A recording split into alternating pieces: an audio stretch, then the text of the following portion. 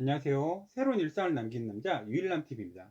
이번 콘텐츠는 2021학년도 학생부 종합전형에서 5개 대학에 합격한 우리 학생의 성공 사례를 설명하는 세 번째 시간인데요. 지난 시간 이 학생의 합격 케이스 중 한양대학교를 이야기하며 생활기록부에서 첫째, 진로 중심의 관리, 둘째, 체계적인 컨셉 관리가 중요하다는 것을 말씀드렸습니다. 그리고 성균관대와 경희대의 합격 노하우를 말씀드리면서 자기소개서를 작성할 때의 유의점에 대해서 말씀드렸습니다. 이런 실수를 안 된다고 특히 강조드렸죠. 오늘은 이 학생의 이화여대 합격 케이스를 통해 면접에서 유의해야 할 점을 설명드리겠습니다. 면접 준비의 경우 특히 학교생활기록부와 자기소개서에서 드러내지 못한 것을 나타내야 합니다. 두 가지 양방향으로 준비해야 하는데요. 첫째, 진로 탐색 과정과 노력. 둘째, 진로 로드맵 구상 등을 특히 공들여 준비했습니다. 첫째, 진로 탐색과 노력은 고교 기간의 활동을 진로 탐색과 탐구 과정으로 다시금 설명한다는 것인데요. 시간과 주제별로 자신의 3년간의 활동을 발전 심화적으로 재해석해야 합니다. 둘째, 진로 로드맵 구상은 앞으로 해당 전공 분야에서 어떻게 공부해 나갈지 구상을 세우는 것인데요.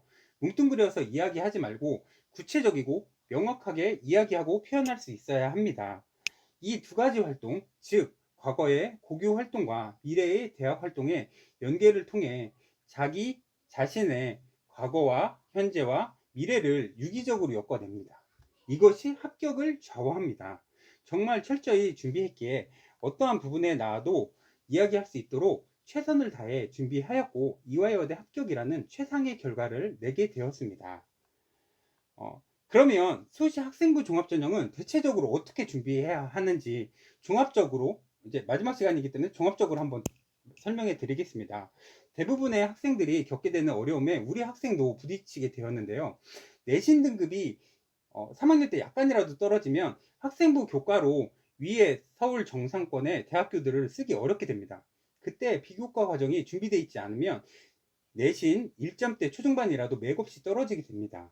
경기도 평준화 지역의 일반고 학생으로 우리 학생과 학부모님은 예비 3학년에 올라오면서 이 가능성을 대비한 것인데요. 당시 상황 속에서 우리 학생과 학부모님이 예상 만족하는 최대치가 한국 외대 정도였고 입시가 쉽지 않았음을 알았기 때문에 과감하게 3학년 생활기록부 자기소개서 면접의 전 과정을 저와 함께 하며 진로에 따른 계획을 착실히 수립, 진행, 실현시켰습니다. 특히 우리 학생은 수학, 교과 내신이 극도로 안 좋았기 때문에 학생부 종합전형은 인서울 상위권 대학 진학을 위한 학생의 유일한 길이었습니다.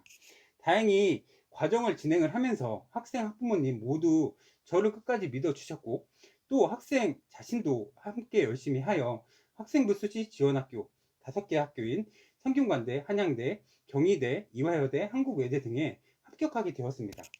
무척 자랑스럽고 특히 생활기록부, 자기소개서, 면접 등 학교별 전형 가중치가 다름에도 유형 각각에서 최상의 평가를 받으면서 합격했다는 것에 큰 보람과 의미를 갖고 있습니다.